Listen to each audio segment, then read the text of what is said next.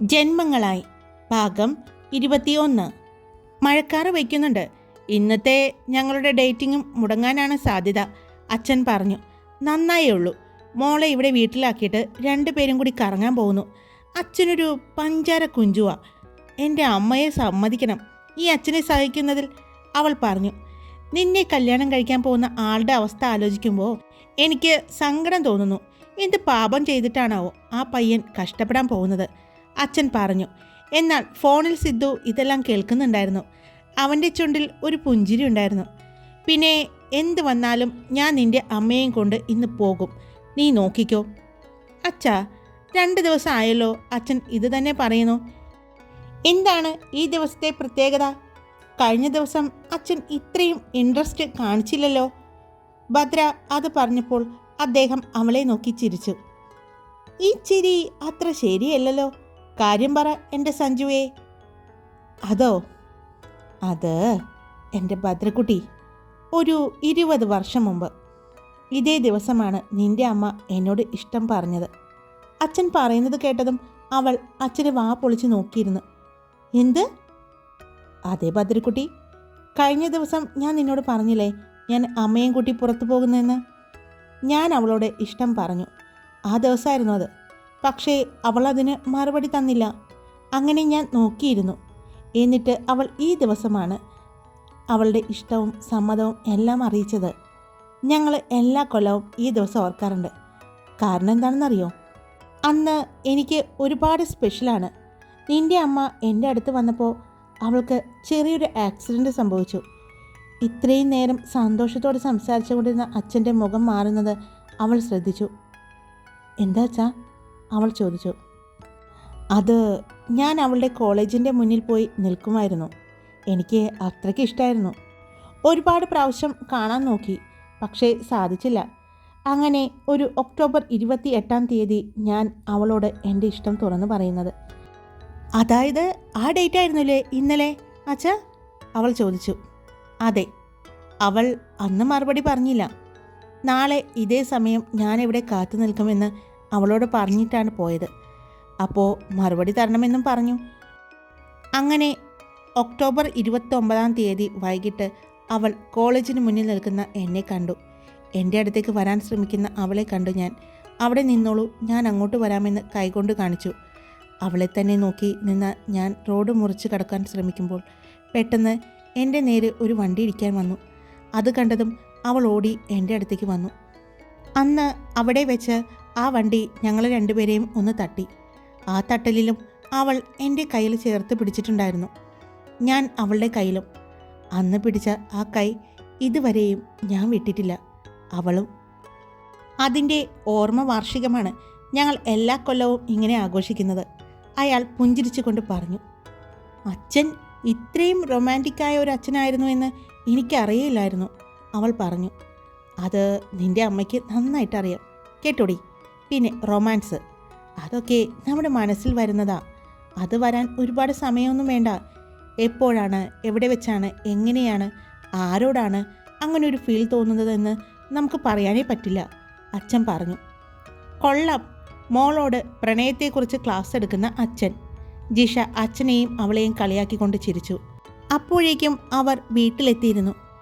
എന്നാലും അച്ഛാ, ആ സ്വീറ്റ്സ് ഇപ്പോഴായിരുന്നു ആവശ്യം. അച്ഛൻ്റെയും അമ്മയുടെയും പ്രണയം പറഞ്ഞ നിമിഷത്തിൻ്റെ ഓർമ്മയ്ക്ക് ഒരു സ്വീറ്റ്സൊക്കെ ആവാമായിരുന്നു, ഭദ്ര പറഞ്ഞു. ദാ നോക്കിയേ, പൂമുഖവാതിക്കൽ സ്നേഹം വിടർത്തുന്ന പൂത്തിങ്കളാകുന്നു ഭാര്യ. ഭാര്യ പുറത്ത് തന്നെ ഭർത്താവിനെ നോക്കി കാത്തു നിൽക്കുന്നുണ്ട്, ഭദ്ര അച്ഛനെ കളിയാക്കിക്കൊണ്ട് പറഞ്ഞു. വേണ്ട, കുറേ നാൾ കഴിയുമ്പോൾ നിന്നെയും ഞങ്ങൾ കല്യാണം കഴിപ്പിച്ചു വിടും. അപ്പോൾ ഇതുപോലെ നീയും നിൻ്റെ ഭർത്താവിനെ കാത്തു നിൽക്കും, നീ നോക്കിക്കോ, അച്ഛൻ പറഞ്ഞു. അതിന് അച്ഛൻ രാവിലെ പോയതല്ലേ ഉള്ളൂ ജോലിക്ക്. വൈകിട്ട് വരുമ്പോൾ ഇത്രമാത്രം മിസ് ചെയ്യാനുണ്ടോ നിങ്ങൾക്ക്? അവൾ ചോദിച്ചു. ഞങ്ങൾക്ക് 2 പേർക്കും കാണാതിരിക്കുന്ന ഓരോ സമയവും ഞങ്ങൾ മിസ് ചെയ്തുകൊണ്ടിരിക്കുകയാണടി മോളെ എന്ന് പറഞ്ഞ് അച്ഛൻ കാറിൻ്റെ ഡോറ് തുറന്നു അമ്മയുടെ അടുത്തേക്ക് ചെന്നു. അമ്മയെ ചേർത്ത് പിടിച്ചുകൊണ്ട് പറഞ്ഞു. ഇവളുടെ അടുത്ത് നിന്ന് രാവിലെ ഞാൻ പുറത്തേക്ക് പോകുമ്പോൾ, അത് ജോലിക്കായിക്കോട്ടെ മറ്റെന്ത് കാര്യത്തിനായിക്കോട്ടെ, പോകുമ്പോൾ തുടങ്ങി ഞാൻ ഇവളെ മിസ് ചെയ്യുന്നുണ്ട്, അച്ഛൻ പറഞ്ഞു. അയ്യേ, നിങ്ങളിത് എന്തൊക്കെയാ പറയുന്നേ? അതും സ്വന്തം മോളോട്. അമ്മ അച്ഛൻ്റെ കയ്യിൽ പിച്ചിക്കൊണ്ട് പറഞ്ഞു. ആ, എനിക്ക് വേദനിച്ചു കേട്ടോ, അച്ഛൻ പറഞ്ഞു. ഞങ്ങളുടെ അച്ഛനും മകളും എന്നതിനേക്കാൾ ഉപരി നല്ല ഫ്രണ്ട്സാണ് അല്ലേ മോളെ? അവളുടെ മനസ്സിൽ ഞാൻ അറിയാത്തതായി ഒന്നുമില്ല, എൻ്റെ മനസ്സിലും അവൾ അറിയാത്തതായി ഒന്നുമില്ല. ഞങ്ങൾ നല്ല ബെസ്റ്റ് ഫ്രണ്ട്സാണ്. എനിക്ക് ഡൽഹിയിൽ പുറമേ ഒരാളുമായിട്ട് ഒരു പരിചയമില്ല. ഓഫീസ് വിട്ട വീട്, വീട് വിട്ട ഓഫീസ്, അങ്ങനെയുള്ളപ്പോൾ എനിക്ക് കൂട്ടുകാരെങ്കിലും വേണ്ടേ? നീ എൻ്റെ ഭാര്യ, ഇവളെൻ്റെ മകള്, അകത്തിരിക്കുന്നത് എൻ്റെ അമ്മ, പിന്നെ ദേ ഇവള് എൻ്റെ സഹോദരൻ്റെ മകള്. നിങ്ങൾ 4 പേരിലും ചുറ്റിപ്പറ്റിയാണ് എൻ്റെ ലോകം. മകൾക്ക് മകളായി, ഭാര്യയായി, അമ്മയായി, സഹോദരൻ്റെ മകളായി. അപ്പോൾ ഇവിടെ ഒരു കുറവില്ലേ? അതൊരു കൂട്ടുകാരൻ്റെയാണ്.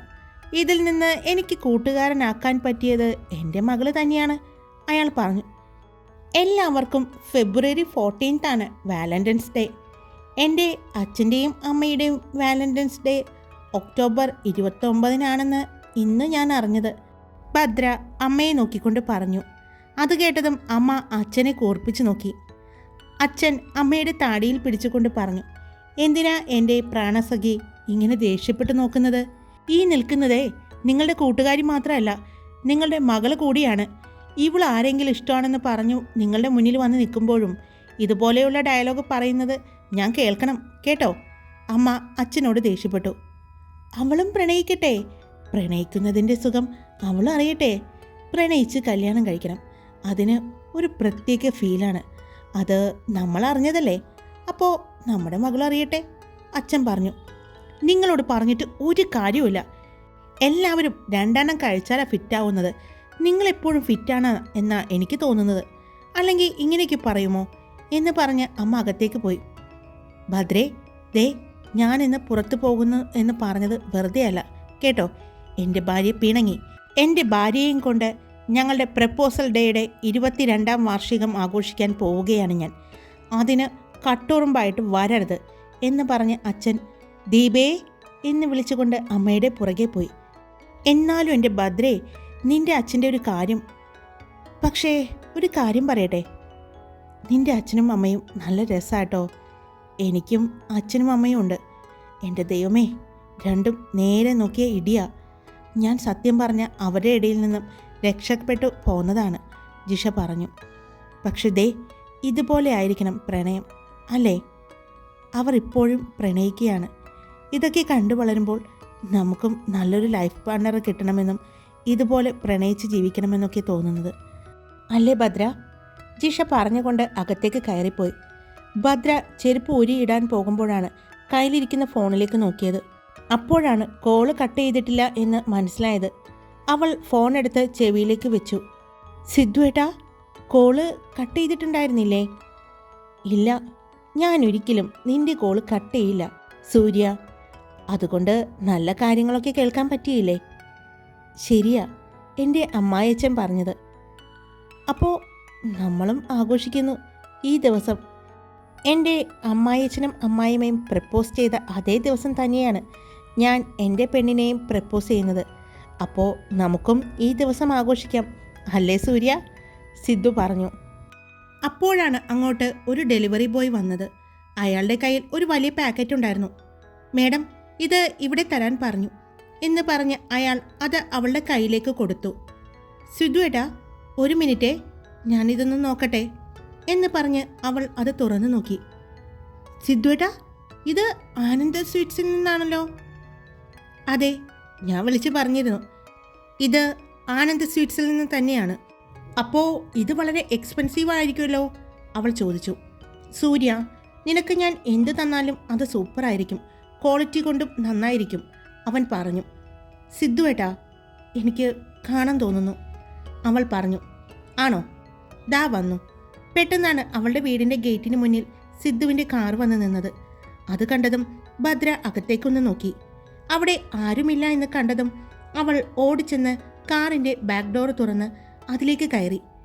അവിടെ സിദ്ധു ഒരു പുഞ്ചിരിയോടെ അവളെ നോക്കിയിരിക്കുന്നുണ്ട്. അവൾ കയറിയതും കാറ് കുറച്ച് മുന്നോട്ട് എടുത്തു. അവിടെയുള്ള ആളുകൾ അവരുടെ വീടിൻ്റെ മതിലുകൾ വളരെ പൊക്കി കെട്ടിയിരിക്കും. അത് ഒരു പരിധിവരെ പൊടിശല്യത്തിൽ നിന്നും പിന്നെ അവരുടെ പ്രൈവസിയെയും ഉദ്ദേശിച്ചുകൊണ്ടാണ് അവർ അങ്ങനെ ചെയ്യുന്നത്. സിദ്ധുവിൻ്റെ കാറ് അവരുടെ വീടിൻ്റെ മതിലിന് അടുത്ത് തന്നെ ഇട്ടിരുന്നു. പക്ഷേ പൊക്ക കൂടുതൽ കൊണ്ട് തന്നെ അവർക്ക് ഗേറ്റിന് പുറത്തുനിന്ന് നോക്കിയാൽ മാത്രമേ ഈ കാറ് കാണൂ. എന്തു പറ്റി പെട്ടെന്ന് കാണാൻ തോന്നുന്നു എന്ന് പറഞ്ഞത്? അവൻ ചോദിച്ചു. എന്നെ കാണാൻ തോന്നിയത് കൊണ്ടല്ലേ എൻ്റെ പുറകെ വന്നത്. അപ്പോൾ അതേ ഫീലിംഗ് തന്നെയാണ് എനിക്കും തോന്നിയത്, അവൾ പറഞ്ഞു. ഭദ്ര വേഗം അവളുടെ കയ്യിലുണ്ടായിരുന്ന സ്വീറ്റ്സ് ബോക്സ് തുറന്നു. അതിൽ നിന്നും ഒരു രസമലായി എടുത്തു. അത് അവൻ്റെ വായുടെ അടുത്തേക്ക് അടുപ്പിച്ചു. അവൻ്റെ വായിലേക്ക് വെച്ചു കൊടുത്തു. അതവൻ കഴിക്കുമ്പോൾ അവൻ്റെ ചുണ്ടിലൂടെ അതിലെ മധുരം താഴേക്കൊഴുകിയിരുന്നു. അത് കണ്ടതും പെട്ടെന്നുള്ള തോന്നലിൽ ഭദ്ര അവൻ്റെ ചുണ്ടുകളിലേക്ക് അവളുടെ ചുണ്ടുകൾ അടുപ്പിച്ചു. ആ പുറത്ത് ഒഴുകുന്ന രസമലായുടെ പാല് അവൾ ചുണ്ടുകൾ കൊണ്ട് നുണഞ്ഞെടുത്തു. അവളുടെ നീക്കം പ്രതീക്ഷിക്കാതിരുന്ന സിദ്ധാർത്ഥ് അത് കണ്ണുകളടച്ചാണ് സ്വീകരിച്ചത്. അവൾ അവനിൽ നിന്നും അടർന്നു മാറാൻ പോയതും പെട്ടെന്ന് അവൻ തിരിച്ച് അവളെ ചുംബിക്കാൻ തുടങ്ങി. അവൻ്റെ വായിലുണ്ടായിരുന്ന ആ രസമലായി അവൻ അവളുടെ വായിലേക്ക് ആക്കി കൊടുത്തു. പെട്ടെന്ന് അതറിഞ്ഞതും ഭദ്ര കണ്ണ് തുറന്ന് അവനെ നോക്കി. അവളുടെ മുഖത്തേക്ക് തന്നെ കണ്ണുകൾ തുറന്ന് അവളുടെ വായിലേക്ക് ആ സ്വീറ്റ്സ് മുഴുവനും അവൻ കൊടുത്തു. അവൾക്ക് ശ്വാസമെടുക്കാൻ ബുദ്ധിമുട്ടുന്നുണ്ട് എന്ന് തോന്നിയതും അവൻ അവളെ വിട്ടു. എന്തു പണിയാ സിദ്ധുവേട്ട കാണിച്ചത്? അവൾ ചോദിച്ചു. ഞാനാണോ കാണിച്ചത്? എൻ്റെ സൂര്യയല്ലേ കാണിച്ചത്? അവൻ കള്ളച്ചിരിയോടെ പറഞ്ഞു. ഇതിപ്പോൾ സിദ്ധുവേട്ടൻ കഴിച്ചില്ലല്ലോ, അവൾ പറഞ്ഞ് അടുത്തത് എടുക്കാൻ പോയതും അവൻ അവളെ തടഞ്ഞു. സൂര്യ, ഞാൻ സ്വീറ്റ്സ് കഴിക്കാറില്ല, അവൻ പറഞ്ഞു. അതെന്താ സ്വീറ്റ്സ് കഴിച്ചാൽ? അവൾ ചോദിച്ചു. അറിയില്ല, എനിക്കിഷ്ടമല്ല, അങ്ങനെ കഴിക്കാറില്ല. പിന്നെയും നിർബന്ധിച്ചും തറവാട്ടിൽ ചെല്ലുമ്പോൾ മുത്തശ്ശി അമ്പലത്തിലെ പായസവും മറ്റും തരുമ്പോഴാണ് പിന്നെയും കഴിക്കുന്നത്, അവൻ പറഞ്ഞു. ഇതിപ്പോൾ നീ തന്നതുകൊണ്ടാണ് കഴിച്ചത്. അതിന് സ്വീറ്റ്സ് കഴിച്ചില്ലല്ലോ, അത് മുഴുവനും എനിക്ക് തന്നില്ലേ? അവൾ കുഞ്ഞി പരിഭവത്തോടെ അവൻ്റെ മുഖത്തേക്ക് നോക്കിക്കൊണ്ട് പറഞ്ഞു. അതിലും വലിയ സ്വീറ്റ്സാണ് ഞാൻ കഴിച്ചത്, അവൻ ഒരു കള്ളച്ചിരിയോടെ അവളോട് പറഞ്ഞു. എന്തായാലും ഇങ്ങനെ സ്വീറ്റ്സ് തന്നാൽ ഞാൻ കഴിക്കാൻ തീരുമാനിച്ചു, സിദ്ധാർത്ഥ് പറഞ്ഞു. മതി നിന്ന് കൊഞ്ചുന്നത്, ഞാൻ പോവുകയാണ്, അവൾ പറഞ്ഞുകൊണ്ട് കാറിൽ നിന്നും ഇറങ്ങാൻ പോയതും സിദ്ധാർത്ഥ് അവളോട് പറഞ്ഞു. വൈകിട്ട് അച്ഛനും അമ്മയും പോകാൻ തീരുമാനിക്കുന്ന ആ ഡേറ്റിങ്ങിന് പാര വയ്ക്കാൻ നിൽക്കണ്ട, അവർ പോയിക്കോട്ടെ കേട്ടോ, അവരടിച്ചു പൊളിക്കട്ടെ. അതിൽ അച്ഛൻ പറഞ്ഞതുപോലെ ഒരു കട്ടുറുമ്പാവാൻ നിൽക്കണ്ട കേട്ടോ പൊന്നുമോളെ, അവൻ പറഞ്ഞു. ഞാൻ വെറുതെ പറഞ്ഞതാ സിദ്ധുവേട്ടാ, അവരെ എന്തായാലും ഞാൻ വിടും, എനിക്കിഷ്ടമാണ് അവരിങ്ങനെ നടക്കുന്നത്, അവൾ പറഞ്ഞു. ഗുഡ് ഗേൾ, അവൻ പറഞ്ഞു. ഞാൻ എന്തെങ്കിലും സഹായിക്കണോ? അവൻ ചോദിച്ചു. എങ്ങനെ? അവൾ അവൻ്റെ മുഖത്തേക്ക് നോക്കി. അവർക്ക് ഒരു ഡിന്നർ അറേഞ്ച് ചെയ്താലോ, അതും ഏറ്റവും നല്ല ഒരു റെസ്റ്റോറൻറ്റിൽ തന്നെ, അവൻ ചോദിച്ചു. പക്ഷേ അത് ആരാ അറേഞ്ച് ചെയ്തത് എന്ന് ചോദിച്ചാൽ ഞാനെന്ത് പറയും? അവൾ ചോദിച്ചു. അതൊന്നും ഓർത്ത് എൻ്റെ പെണ്ണ് വിഷമിക്കണ്ട കേട്ടോ, ഞാൻ നോക്കിക്കോളാം, അവൻ ചിരിച്ചുകൊണ്ട് പറഞ്ഞു. അവൾ അതിന് അവനെ നോക്കി പുഞ്ചിരിച്ചുകൊണ്ട് തലയാട്ടി ഡോറടച്ച് പുറത്തേക്കിറങ്ങി. അവൾ നടന്ന് ഗേറ്റിനടുത്തേക്ക് ചെന്നു. അവിടെ നിന്നും അകത്തേക്ക് നോക്കി. ആരെങ്കിലും നിൽക്കുന്നുണ്ടോ എന്നാണ് നോക്കുന്നത്. ആരെയും കാണാതായപ്പോൾ അവൾ തല തിരിച്ച് കാറിലേക്ക് നോക്കി. അവൾ നോക്കുന്നത് കാറിലിരുന്ന് സിദ്ധു കണ്ടിരുന്നു. അവൾ വേഗം അകത്തേക്ക് ചെന്നു. നീ ഇത് എവിടെ പോയിരിക്കായിരുന്നു? ഞാൻ ഓർഡർ ചെയ്ത സ്വീറ്റ്സ് വന്നു, അവൾ പറഞ്ഞു. എന്നാ വാ എന്ന് പറഞ്ഞ് അവൾ ജിഷയും കൂട്ടി കിച്ചണിലേക്ക് ചെന്നു. അവിടെ അമ്മ രാത്രിത്തേക്കുള്ള ഫുഡെല്ലാം ഉണ്ടാക്കി വെച്ചിരിക്കുന്നു. മീൻ വറുക്കാൻ വെക്കുമ്പോഴാണ് ഭദ്രയും ജിഷയും അങ്ങോട്ട് ചെല്ലുന്നത്. അമ്മേ, ദേ ഞങ്ങൾ ചെയ്തോളാം ഇതെല്ലാം, അമ്മ വേഗം റെഡിയായി വാ, എന്നിട്ട് അച്ഛൻ്റെ ഒപ്പം ഒന്ന് പുറത്ത് പോയിട്ട് വാ, ഭദ്ര പറഞ്ഞു. പിന്നെ ഈ മഴ പെയ്യുന്ന നേരത്താണ് പുറത്തേക്ക് പോകുന്നത്, നിൻ്റെ അച്ഛന് വട്ടാണ്, നല്ല മുഴുത്ത വട്ട്, അമ്മ പറഞ്ഞു. അതെ, എനിക്ക് വട്ട് തന്നെയാ, നല്ല മുഴുത്ത വട്ട്, അതുകൊണ്ടാണ് നീ എൻ്റെ ഒപ്പം കൂടെ ജീവിക്കുന്നത്. അല്പം വട്ടുള്ളവർക്കാ നിൻ്റെ ഒപ്പം ജീവിക്കാൻ പറ്റൂ, അച്ഛൻ പറഞ്ഞുകൊണ്ട് അങ്ങോട്ട് വന്നു.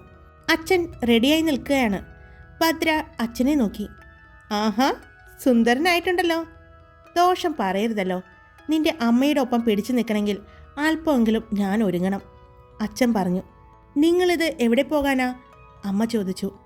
നീ കിടന്ന് ഒരുപാട് ഉരുളണ്ട, ഞാൻ എൻ്റെ മക്കളോട് കാര്യങ്ങളെല്ലാം പറഞ്ഞിട്ടുണ്ട്, അതുകൊണ്ട് നീ വേഗം പോയി റെഡിയായിട്ട് വാ, അച്ഛൻ പറഞ്ഞു. എന്തുവാ ചേട്ടാ പറയുന്നേ? നോക്കി മഴ പെയ്യാൻ പോകുന്നു, അമ്മ പറഞ്ഞു. അതിനെന്താ, മഴ പെയ്യട്ടെ, നമ്മുടെ പ്രപ്പോസൽ ഡേ മഴയത്തായിക്കോട്ടെ, അച്ഛൻ പറഞ്ഞു. അമ്മ ചുറ്റും നിൽക്കുന്ന ഭദ്രയെയും ജിഷയെയും നോക്കി. എന്നിട്ട് അച്ഛനെ നോക്കി കണ്ണ് ഉറപ്പിച്ചു. എന്നെ കണ്ണ് തുറപ്പിച്ച് നോക്കിയിട്ട് ഒരു കാര്യമില്ല. ഞാൻ മക്കളോട് കാര്യങ്ങളെല്ലാം പറഞ്ഞു. തേ അവരുടെ അനുവാദവും വാങ്ങി. അച്ഛൻ പറഞ്ഞു. അമ്മേ, ഞാൻ റെഡിയാക്കി തരാം, ഭദ്ര പറഞ്ഞു. മോളെ, മീൻ കരിഞ്ഞു പോവും, അമ്മ പറഞ്ഞു. അത് ഞാൻ നോക്കിക്കോളാം ആൻറ്റി, ജിഷ പറഞ്ഞു. അമ്മയുടെ കൈ പിടിച്ച് ഭദ്ര അകത്തേക്ക് പോയി. അല്പസമയം കഴിഞ്ഞതും അമ്മ നന്നായി തന്നെ റെഡിയായി പുറത്തേക്ക് വന്നു. ഒരു ഡാർക്ക് ഗ്രീൻ സാരിയായിരുന്നു അമ്മ ഉടുത്തത്. അമ്മയെ കാണാൻ നല്ല ഭംഗിയായിരുന്നു. അത് അച്ഛൻ്റെ മുഖത്തു നിന്ന് തന്നെ മനസ്സിലായി. അമ്മയെ കണ്ടതും അച്ഛൻ്റെ മുഖം തിളങ്ങി. മതി മതി റൊമാൻസ്, പ്രായപൂർത്തിയായ ഒരു മോളുണ്ടെന്നുള്ള ചിന്തയൊന്നും വേണ്ട, ഭദ്ര കളിയാക്കിക്കൊണ്ട് പറഞ്ഞു. ഇവൾക്ക് നമ്മളോട് അസൂയയാണ്, അച്ഛൻ അമ്മയുടെ കയ്യിൽ പിടിച്ചുകൊണ്ട് പറഞ്ഞു. അവർ പുറത്തേക്കിറങ്ങി. അച്ഛനും അമ്മയും കാറിൽ കയറി പോകുന്നത് ഭദ്ര അവിടെ നിന്നും നോക്കി നിന്നു. അപ്പോഴാണ് ഫോണിലേക്ക് കോള് വന്നത്. അവർ ഇറങ്ങിയല്ലേ? അപ്പുറത്തുനിന്ന് സിദ്ധാർത്ഥൻ്റെ ശബ്ദം കേട്ടു. അത് കേട്ടതും ഭദ്ര ചുറ്റും നോക്കി. നീ ഇത് എങ്ങോട്ടാ നോക്കുന്നേ? നോക്കിയിട്ട് ഒരു കാര്യമില്ല, എന്നെ കാണാൻ പറ്റില്ല, അവൻ പറഞ്ഞു. സിദ്ധുവേട്ടാ, ഇതെങ്ങനെ കണ്ടു? അവൾ ചോദിച്ചു. അതൊക്കെ ഞാൻ കാണും. ഇന്ന് എൻ്റെ വക ഒരു സർപ്രൈസ് ഗിഫ്റ്റുണ്ട്, നിൻ്റെ അല്ല, എൻ്റെ അമ്മായച്ചനും അമ്മായമ്മയ്ക്കും, സിദ്ധു പറഞ്ഞു. ഭദ്രയുടെ അച്ഛനും അമ്മയും അവിടെ അടുത്തുള്ള ഒരു ഫേമസ് റെസ്റ്റോറൻറ്റിലേക്കാണ് പോയത്. അവിടെയായിരുന്നു ഇന്ന് സജീവ് ഭാര്യയ്ക്ക് വേണ്ടി ഡിന്നർ അറേഞ്ച് ചെയ്തിരുന്നത്. അവർ കാറിൽ നിന്നും ഇറങ്ങി അകത്തേക്ക് കയറി. അവിടെ സ്റ്റാഫുകൾ അവരെ വളരെ ആർഭാടപൂർവമായി വെൽക്കം ചെയ്തു. അത് കണ്ടതും ഭദ്രയുടെ അമ്മ ആകാംക്ഷയോടെ അച്ഛനെ നോക്കി. അദ്ദേഹം അന്തം വിട്ട് ഇതെന്താ പരിപാടി അയാൾ അറിയാതെ പറഞ്ഞുപോയി. അപ്പോൾ ഇതൊന്നും നിങ്ങൾ അറേഞ്ച് ചെയ്തതല്ലേ? അമ്മ ചോദിച്ചു. ഞാൻ നമുക്കൊരു ഡിന്നർ മാത്രമേ പറഞ്ഞിട്ടുണ്ടായിരുന്നുള്ളൂ. ഒരു ഡിന്നറിനായിട്ട് ഇവിടെ ഒരു ടേബിൾ ബുക്ക് ചെയ്തു എന്നല്ലാതെ വേറൊന്നും ഞാൻ ചെയ്തിട്ടില്ല, അച്ഛൻ പറഞ്ഞു. അപ്പോഴേക്കും ആ റെസ്റ്റോറൻറ്റിൻ്റെ മാനേജർ അവരുടെ അടുത്തേക്ക് വന്നു. സർ, ഇന്ന് ഇവിടുത്തെ ആദ്യത്തെ ഗസ്റ്റ് നിങ്ങളാണ്. ഇന്ന് ഇവിടുത്തെ ഒരു പ്രധാനപ്പെട്ട ദിവസമാണ്. ഞങ്ങളുടെ ഈ ഷോപ്പിൻ്റെ വാർഷികം ആഘോഷിക്കുന്ന ദിവസമാണിന്ന്. ഫസ്റ്റ് ഡിന്നർ കഴിക്കാൻ വരുന്നവർക്ക് ഇന്ന് ഞങ്ങളുടെ വക സ്പെഷ്യൽ ഡിന്നറുണ്ട്, അദ്ദേഹം പറഞ്ഞു. അത് നിങ്ങൾക്കാണ് കിട്ടിയിരിക്കുന്നത് എന്ന് പറഞ്ഞ് അവരെ രണ്ടുപേരെയും അകത്തേക്ക് ക്ഷണിച്ചു. അതൊരു ബീച്ച് റിസോർട്ട് ആയതുകൊണ്ട് തന്നെ ബീച്ചിനോട് ചേർന്ന് അവർക്ക് ഡിന്നർ അറേഞ്ച് ചെയ്തു. എന്നാൽ ഇതെല്ലാം സിദ്ധാർത്ഥ് ഒരുക്കിയതായിരുന്നു. അതൊന്നും അറിയാതെ അച്ഛനും അമ്മയും അവരുടെ പ്രപ്പോസൽ ഡേ ആഘോഷിച്ചു.